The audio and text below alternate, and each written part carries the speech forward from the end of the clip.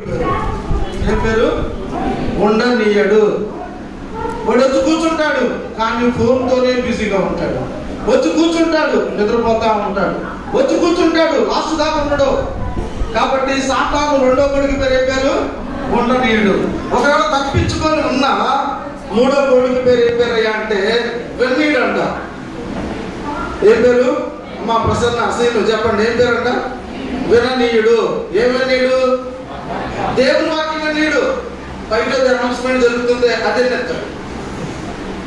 ఈ లోపు ఎవరైనా చిన్న అల్లరి అయ్యిందా పరిగెత్తుకుంటూ వెళ్ళిపోయింది అది వినపడుద్ది. ఇక్కడ దగ్గరలో మైక్ ఇంత సౌండ్ పెట్టుకొని మేము అరిసినా ఇది వినపడతాం.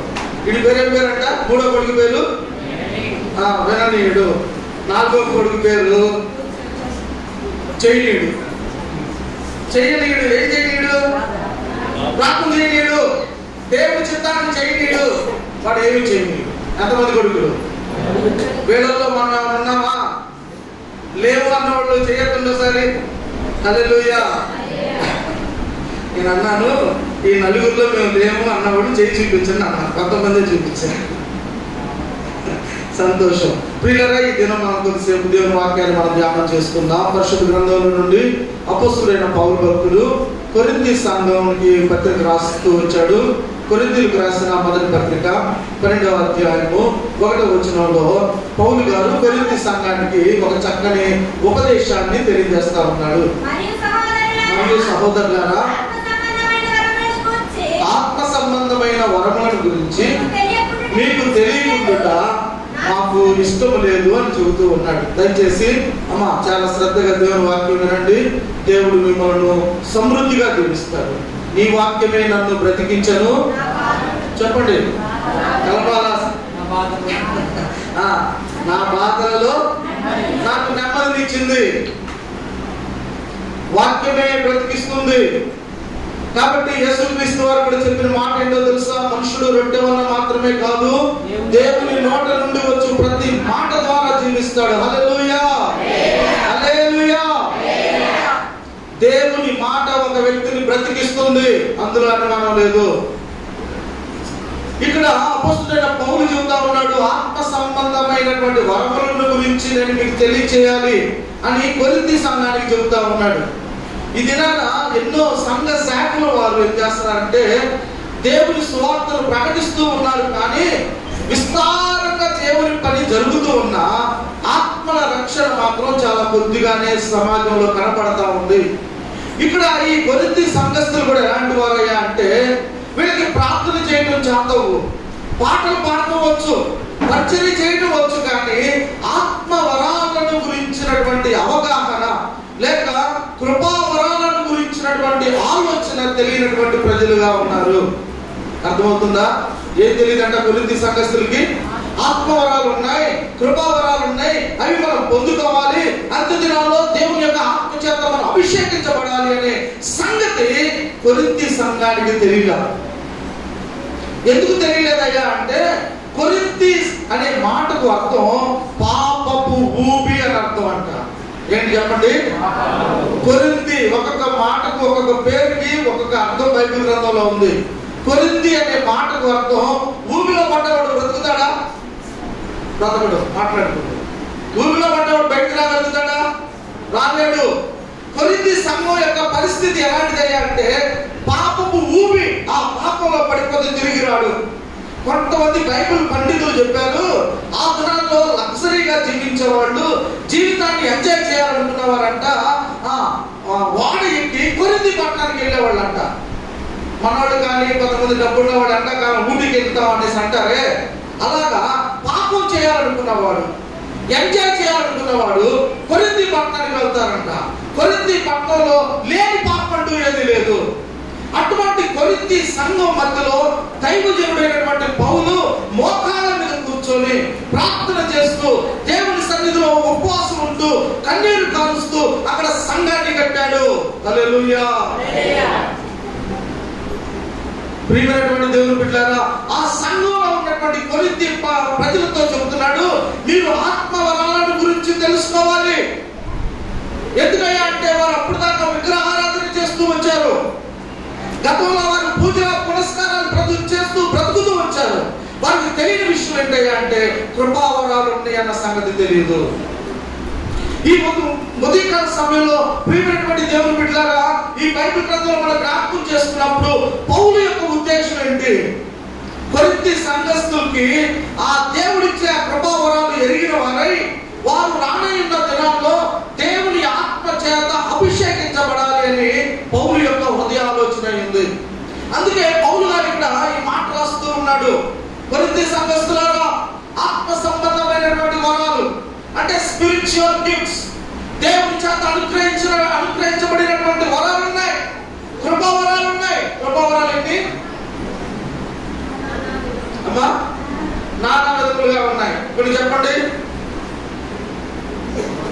ఆ మాట ఏదో తెలుసు కాబట్టి చెప్పే కానీ మాకే తెలుసాయా అమ్మా? బుద్ధి వాక్యము, జ్ఞాన వాక్యము, స్వస్థవచ్చు శక్తి, వివేచన శక్తి కదా.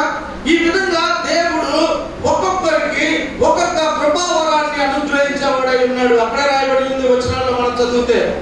దేవుడు ఎందుకు దేవుడు కొంతమందికి స్వస్థపరచు శక్తిని, అద్భుతాలు చేయ శక్తిని, ప్రవచించు ఆత్మను, వివేచన ఆత్మను దేవుడు ఎందుకు అనుగ్రహిస్తున్నాడయ్యా అనేసి అంటే, ప్రియులారా, ఈ ఉదయకాల సమయంలో మనం జ్ఞాపకం చేసుకోవాల్సిన విషయం ఏంటంటే, ఎందుకు దేవుడు కొంతమంది దేవుని సన్నిధిలో కనిపెట్టిన వారికి దేవుడు కృపావరాలు అనుగ్రహిస్తున్నాడు అని చెప్పుకుంటే, ఎందుకు అనుగ్రహిస్తున్నాడో చెప్పంటారా? ఆత్మలను రక్షించడానికి. హల్లెలూయా. ఈ దినాన చాలా మంది నా దగ్గర ఆ వరం ఉంది, ఈ వరం ఉంది అని చెప్పి ఆ వరాలను అమ్ముకుంటున్నారు. పరిశుద్ధాత్మ దేవుడు వారి సామర్థ్యాన్ని బట్టి ఒక్కొక్కరికి ఒక్కొక్క వరాన్ని ఇస్తే, ఒక్కొక్కరికి ఒక్కొక్క తలాంతుని ఇస్తే, ఒక్కొక్క టాలెంట్ ఇస్తే, ఈ దినాన చాలా మంది బిజినెస్ చేస్తా ఉన్నారు, వాటితో అమ్ముకుంటా ఉన్నారు. ఇంతకీ దేవుడు ఎందుకు ఆ ఆత్మీయ వరాలు, స్పిరిచువల్ గిఫ్ట్స్ దేవుడు ఎందుకు ఇచ్చాడు అంటే ఆత్మలను రక్షించడానికి. హల్లెలూయా. అట్లా చాలా మంది చక్కగా పాడగలుగుతారు. ఎందుకు ఇచ్చాడు ఆ తలాంతు నీకు? చాలా మంది చక్కగా వాక్యం చదవగలుగుతారు. ఎందుకు ఇచ్చాడు ఆ వరం దేవుడు నీకు? చాలా మంది చక్కగా మాట్లాడగలుగుతారు. ఎందుకు ఇచ్చాడు దేవుడు ఆ శక్తి నీకు? అంటే మన టాలెంట్ చూపించుకోవడానికి కాదు, మన పేరు ప్రఖ్యాతులు సంపాదించుకోవడానికి కాదు, కేవలం ఆత్మలను సంపాదించడానికి. హల్లెలూయా. హల్లెలూయా. యేసుక్రీస్తు వారికి 12 మంది శిష్యులు ఉన్నారు. ఆ 12 మంది శిష్యులు ఎవరు కూడా మెడలో పోటేసుకొని నా దగ్గర ఈ వరం ఉంది, నా దగ్గర ఆ వరం ఉంది అనేసి చెప్పని ఏ శిష్యులు కూడా ప్రకటన చేసుకోలేదు. చెప్పుకున్నారు ఎవరన్నా? నా దగ్గర ఈ వరం ఉంది, ఆ వరం ఉందని చెప్పుకున్నారా? ఈ దినాల్లో ఏమైపోయిందా అంటే సమాజం కల్తీ అయిపోయింది. కల్తీనే వచ్చింది సమాజంలోనికి.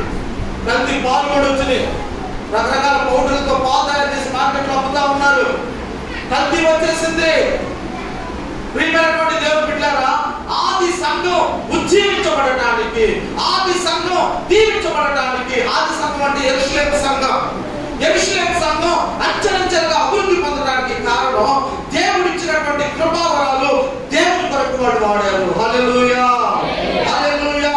దేవుని నామ మహిమార్థమై వాడాలే కానీ నీ పేరు ప్రఖ్యాతుల కోసమో లేదంటే వ్యాపారం కోసమో ఆ తలాంతుల్ని అడ్డు పెట్టుకొని డబ్బు సంపాదించుకోవడానికి కోసమో నీవు దేవుడు ఇచ్చినటువంటి వరాన్ని వాడకూడదు. అర్థమైందా అన్నమాట? అర్థమైపోయిందా? అర్థమైపోయిందా? దేవుడు మనందరికీ ఒక్కొక్కరికి ఒక్కొక్క వరం ఇచ్చాడు. ఒక్కొక్క కృపావరాల చేత నువ్వు నింపబడ్డావు. నీకు దేవుడు ఇచ్చినటువంటి ఆ తలాంతు ద్వారా దేవునికి మహిమ రావాలి. పాస్టర్ గారు నా గురించి చెప్పలేదే, పాస్టర్ గారు నన్ను గుర్తించలేదు, నన్ను పొగడలేదు, అవసరం లేదు. పొగిడే ప్రసంగాలు పరలోక రాజ్యానికి తీసుకెళ్ళవు, పొగడతలు నరకానికి తీసుకెళ్తాయి. అవునా కాదా? కాబట్టి ప్రియమైనటువంటి దేవుని బిడ్డలారా, దేవుడు ఆ ఆత్మవరాలు, ఆ కృపావరాలు ఒక వ్యక్తికి ఎందుకు ఇచ్చాడయ్యా అంటే దేవుని కొరకు ఆత్మలను సంపాదించడానికి. హెబ్రీయులకు రాసిన పత్రిక 12వ అధ్యాయం 1వ వచనం చదవండి దయచేసి. హెబ్రీయులకు రాసిన పత్రిక 2వ అధ్యాయం 3-4 వచనాలు. ఎంత గొప్ప రక్షణను మనము నిర్లక్ష్యము చేసిన ఎడల ఎలాగో తప్పించుకుందుమో. చాలండి చాలు. పిల్లరా, ఎంత గొప్ప రక్షణ మనలో చాలా మంది రక్షించబడిన వారు ఉన్నారు కదా. చాలా సంవత్సరాల క్రితం ప్రభు కొరకు జీవితాలు సమర్పించుకొని ఇక పాపం జోలికి వెళ్ళం, లోకానుసారమైనటువంటి జీవితాన్ని మేము జీవించమని చెప్పని ప్రమాణం చేసి దేవుళ్ళో ప్రియమైనటువంటి దేవుని బిడ్డలారా మారు మనసు పొంది నీళ్ళలో బాప్తిజం తీసుకొని ప్రభు కొరకు జీవిస్తా ఉన్నారు మనలో అనేక మంది. ఇక్కడ దేవుని వాక్యం తెలియజేస్తా ఉంది, దేవుడు ఇచ్చినటువంటి రక్షణను నీవు నిర్లక్ష్య పెట్టకూడదు. మా దేవుని సన్నిధికి రండిరా, వస్తాను భాష గారు కుదరట్లేదు, అమ్మ బాప్తిజం తీసుకో, కొద్ది సమయం ఉంది అయ్యారు, కొద్ది సమయం ఉంది అమ్మ బాప్తిజం తీసుకోరా, బాప్తిజం తీసుకున్న సమయం ఉంది అయ్యారు, బాప్తిజం తీసుకుంటే సరికాదు, తిరిగి ప్రసంగం చేస్తారు మనోళ్ళు, తిరిగి ప్రసంగం చేస్తారు కదా. సమయం ఉంది అయ్యారు అది ఇది అని నిర్లక్ష్యపరిచే వాళ్ళు చాలా మంది దినాల్లో జీవిస్తా ఉన్నారు. వాక్యం విసర్విస్తా ఉంది. ఎప్పుడు సంఘానికి పౌలు గారు హెచ్చరిస్తా ఉన్నాడు, ఎంత గొప్ప రక్షణ, హల్లెలూయా, రక్షణ చాలా విలువైనది. మీరు ఎంత పెట్టుకుంటున్నారు రక్షణ? సంఘస్థాలు చెప్పండి అమ్మా, కలిసి ఎంత పెట్టుకున్నారు రక్షణని? దేవుడు ఉచితంగా ఇచ్చాడు, దేవునికి స్తోత్రం కలుగునుగా.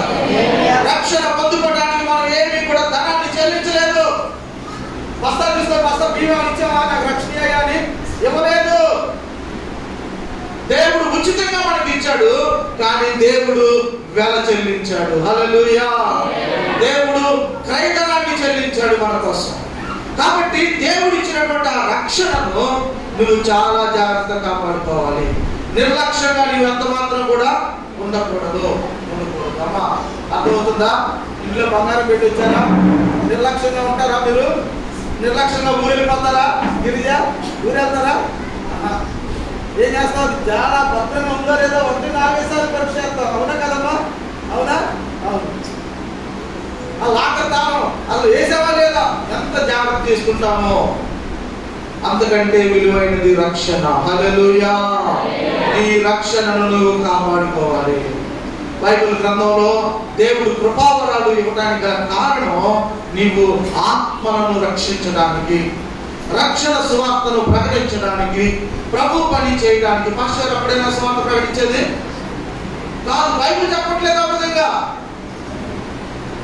రక్షించబడిన ప్రతి ఒక్కరి బాధ్యత దేవుని వాక్యాన్ని ప్రకటించడం. హల్లెలూయా, సువార్త ప్రకటించాలి. అపొస్తలుల కార్యాల్లో ఫిలిప్పు అనబడినటువంటి ఒక సువార్తికుడు ఉన్నాడు. ఒక దినాన అతను ప్రియమైనటువంటి దేవుని బిడ్డలారా తన ఒక ప్రాంతానికి వెళ్ళి సువార్తను ప్రకటిస్తూ ఉంటే అక్కడ అనేక మంది దేవుని వాక్యాన్ని అంగీకరించారు. ఆ సమరయ ప్రాంతంలో అనేక మంది యేసుక్రీస్తు వారిని నమ్ముకున్నారు. ఈ ఫిలిప్పు అనబడిన వ్యక్తి పాస్టర్ కాదు, ఇతను కేవలం ఒక పరిచారకుడు, ఆహారం పంచిపెట్టడానికి ఏర్పాటు చేయబడినవాడు, ఒక సువార్తికుడు.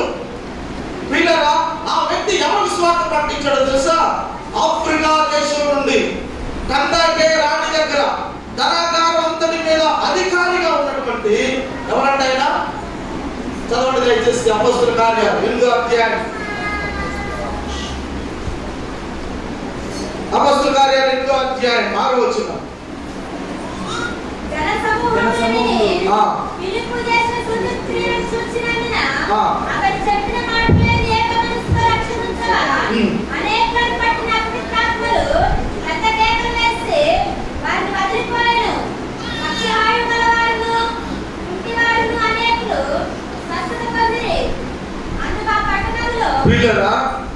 పౌలు క్షమించండి, ఈ యొక్క ఫిలిప్పు సువార్తను సామాన్యుడికే కాదు కానీ ఎవరో ప్రకటించాడో తెలుసా? ఐథియోపియుడు, ఎవరైనా రాణి అయినా కందాకే కింద మంత్రి అయి ఆమె యొక్క ధనాగారం అంతటి మీద అధికారిగా ఉన్న ఒక నపుంసకుడికి దేవుని సువార్తను ప్రకటించాడు. హల్లెలూయా, ఎవరో ప్రకటించాడంట? నపుంసకుడు. ఈ రోజుల్లో కూడా ఉన్నారు కదా కొంతమంది నపుంసకులు, మనం అక్కడ వాళ్ళు చూస్తూ ఉంటాం. బైబిల్ గ్రంథంలో కూడా రకరకాల నపుంసకులు ఉన్నారు. దేవుని కోసం నపుంసకులుగా చేయబడిన వారు ఉన్నారు, బై బర్త్ నపుంసకులుగా పుట్టిన వాళ్ళు ఉన్నారు. కాబట్టి వారికి వారుగా నపుంసకులుగా తయారైన వాళ్ళు ఉన్నారు. కాబట్టి ప్రియులారా, ఒక నపుంసకుడు, అందులో అతను ఉన్నతమైనటువంటి స్థితిలో ఉన్న వ్యక్తికి ఫిలిప్పు అనబడినటువంటి సువార్తికుడు దేవుని యొక్క వాక్యాన్ని ప్రకటిస్తూ వచ్చాడు. ఎఫెసీయులకు రాసిన పత్రిక చదువుదాం. దయచేసి చూడండి, ఎఫెసీయులకు రాసిన పత్రిక 4వ అధ్యాయం 13వ వచనం. పరిశుద్ధులు సంపూర్ణమైనట్లు క్రీస్తు శరీరము క్షేమాభివృద్ధి చెందుటకును పరిచర్య ధర్మము జరుగుటకును. వినండి వినండి వినండి, నా వైపు చూడండి దయచేసి. అమ్మ నా వైపు చూడండి. దేవుని యొక్క వాక్యం సంపూర్ణంగా ప్రకటించబడటానికంట దేవుడు కొంతమందిని, నా వైపు చూస్తున్నారా? ఆ చదివి అమ్మాయి గమనించి వెళ్తా. నా వైపు చూడండి. దేవుడు కొంతమందిని, కొందరిని అపోస్తులుగా ఏర్పాటు చేసుకుంటాడంట. ఈ వేలు ఏమంటారండి? ఈ వేలుని మనం మా బట్టలు వేలు అంటాం కదా. ఈ బట్టలు వేలు లేకుండా ఈ చెయ్యి అందంగా కనబడుతుందా? కనబడుతుందా? అందంగా కనిపించదు. ఈ చేయి సంపూర్ణంగా కనిపించాలి అంటే ఈ బట్టలు వేలు చాలా చాలా చాలా ఇంపార్టెంట్. సంఘంలో కూడా ఎవరు కావాలో తెలుసా? మొదటి మాట ఏం చదివేదాన్ని నువ్వు? కొందరిని అపోస్తులు.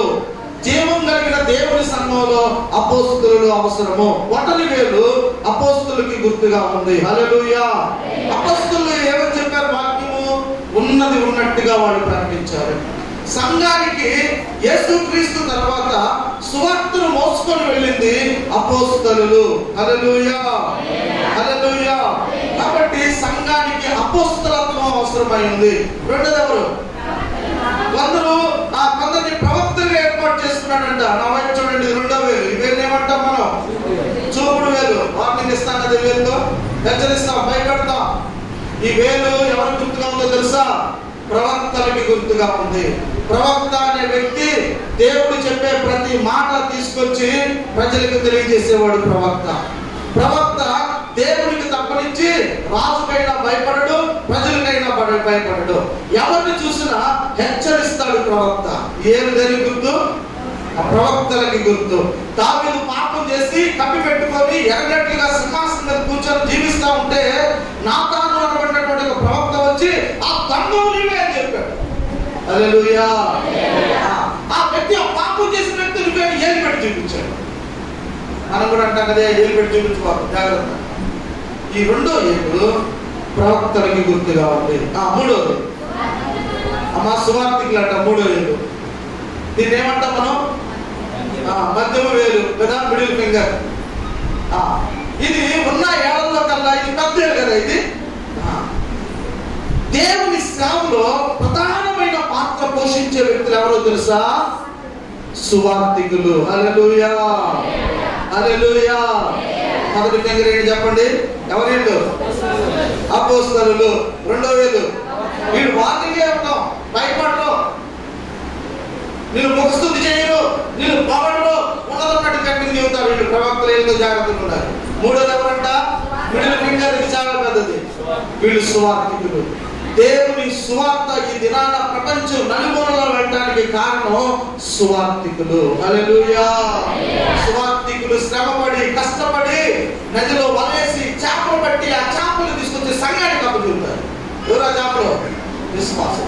సువార్త ప్రకటించి ఆ వ్యక్తికి దేవుని వాక్యాన్ని ప్రకటించి ఆ దగ్గరలో ఉన్న చర్చికి నడిపించయ్యా, ఇదిగో ఈ వ్యక్తిని పలవచ్చు, బాప్తిజం అని చెప్పేవాడు సువార్తికుడు.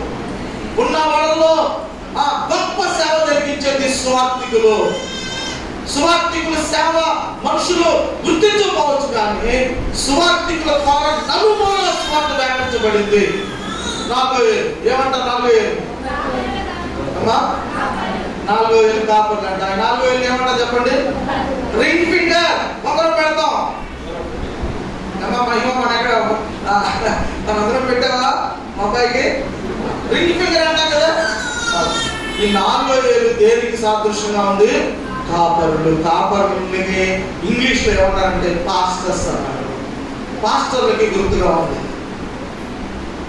సేవ చేసేవాడు, సంఘాన్ని అభివృద్ధి పరిచేవాడికి గుర్తుగా ఉంది. ఇంకా చిటికిన వేలు ఉంది. ఈ చిటికిన వేలు దేనికి? ఉపదేశకులు. ఉపదేశకులు అంటే ఎవరు?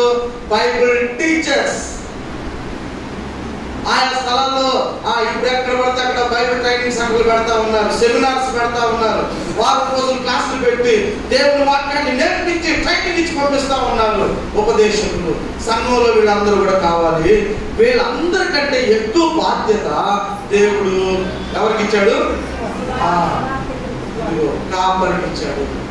సువార్తికుడు పట్టుకొస్తాడు, అప్పుడు వెళ్ళిపోతాడు, మళ్ళీ ఇక్కడ రాడు.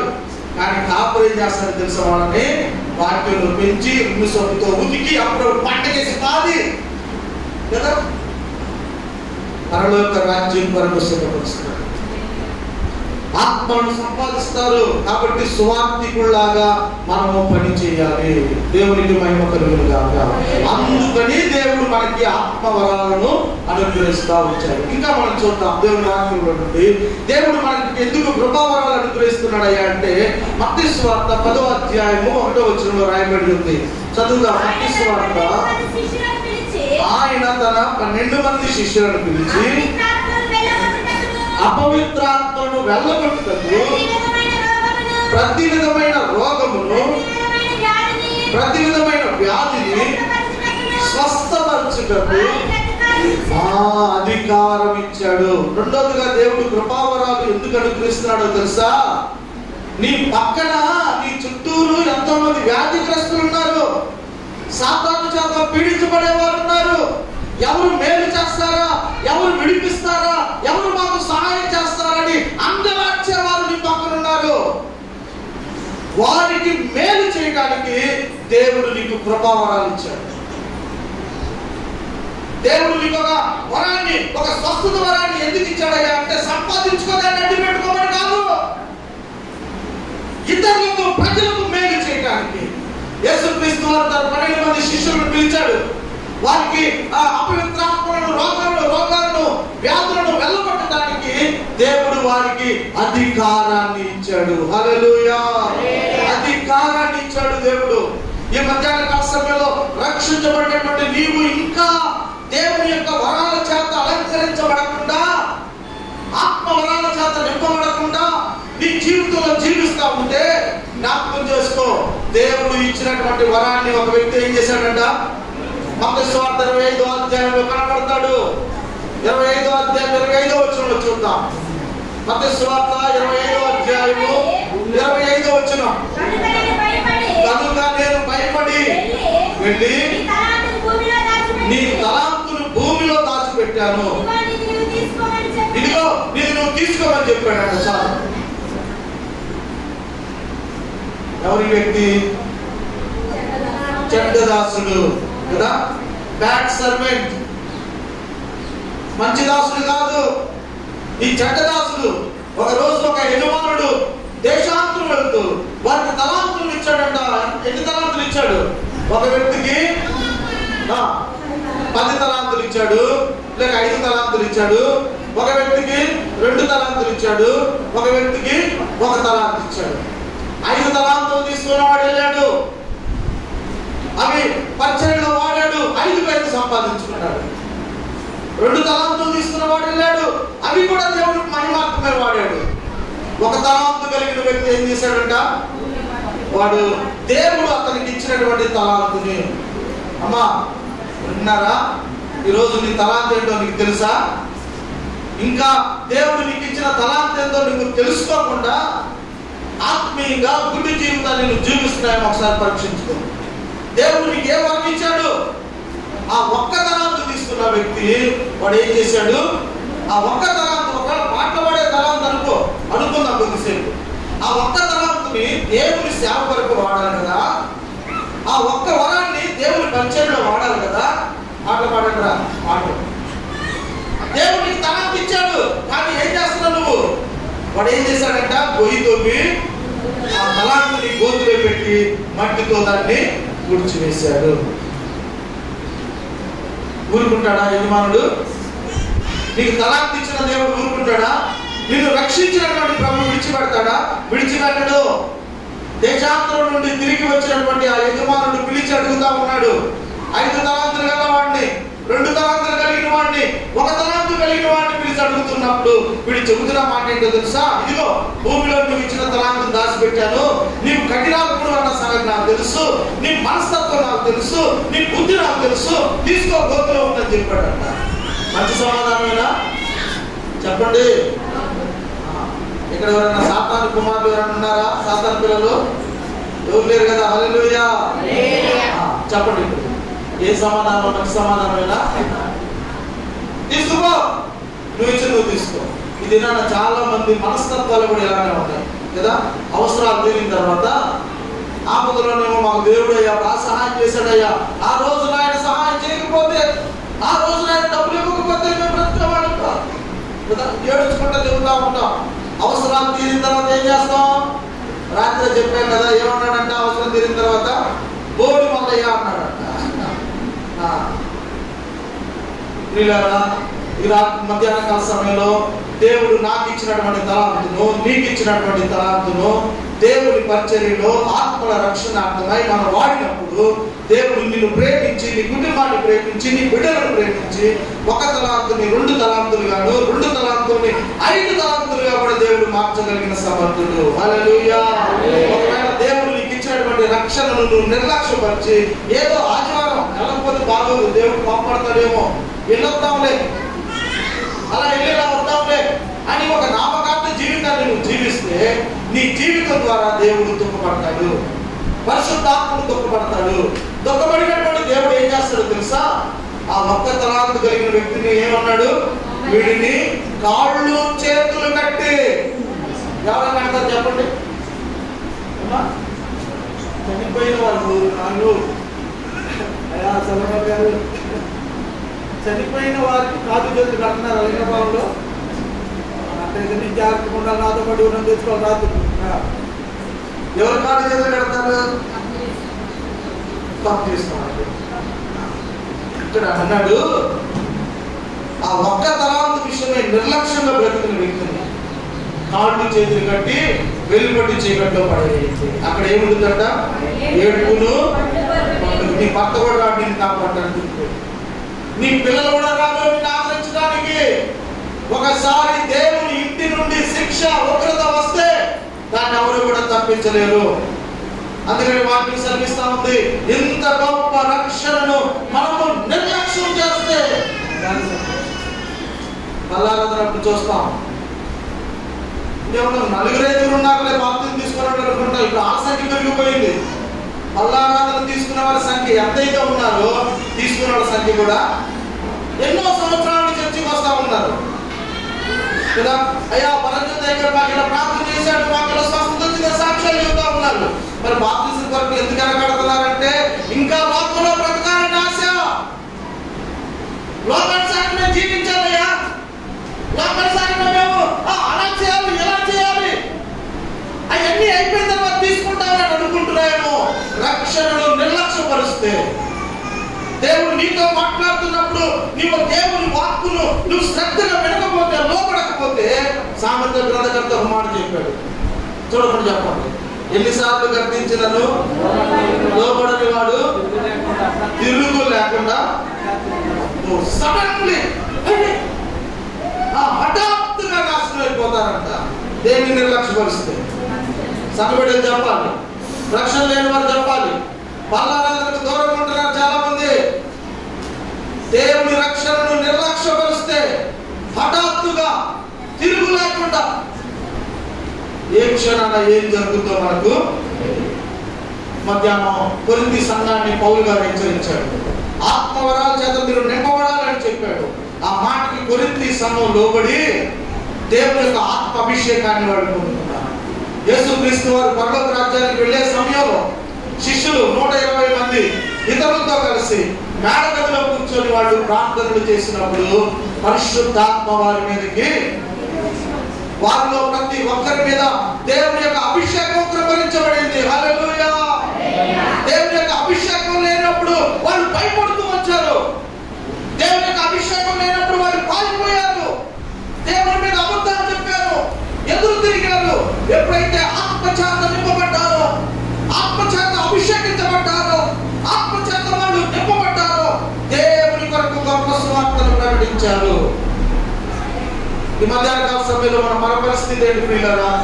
మన జీవితాల్లో దేవుడు మనకి ఇచ్చినటువంటి ఆత్మవరాన్ని ప్రజల మేలు కోసం, ఆత్మల రక్షణ కోసం మనం ఉపయోగించినప్పుడు, దేవుడి కొరకు మనం జీవించినప్పుడు ఒకనొక దినాన దేవుడు మనల్ని, మన కుటుంబాలను దీవిస్తాడు. అంత మాత్రమే కాదు, పరలోక రాజ్యంలో భూలోకంలో నువ్వు చేసినటువంటి ప్రయాసకు దేవుడు బహుమానం ఇచ్చేవాడిగా ఉన్నాడు. ఈ మధ్యాహ్నం మనల్ని మనం ఎంతైనా పరీక్షించుకోవాలి. ఎన్నో సంవత్సరాల నుంచి దేవాలయానికి వస్తున్నాం, దేవుడిని ఆరాధిస్తూ ఉన్నాం, ఇంకా నామకార్థంగా జీవిస్తూ ఉంటే ఈ మధ్యాహ్న కాల సమయంలో కొరింథీ సంఘం వాక్యానికి లోబడినట్లుగా నీవు నేను కూడా దేవుని వాక్యానికి లోబడాలని పరిశుద్ధాత్మ దేవుడు మనకు తెలియజేస్తున్నాడు. మోకరించండి, ప్రార్థన చేసుకుందాం. ఒక నిమిషం మోకరించండి. మరొకసారి దేవుని యొక్క సన్నిధిలో ఎన్నో సంవత్సరాల నుంచి దేవాలయానికి వస్తున్న నీవు ఎన్నో వర్తమానాలు విని అనేక సార్లు వర్తమానం ద్వారా కన్నీరు కార్చి ప్రార్థన చేసుకొని పాపం ఒప్పుకొని చేసుకొని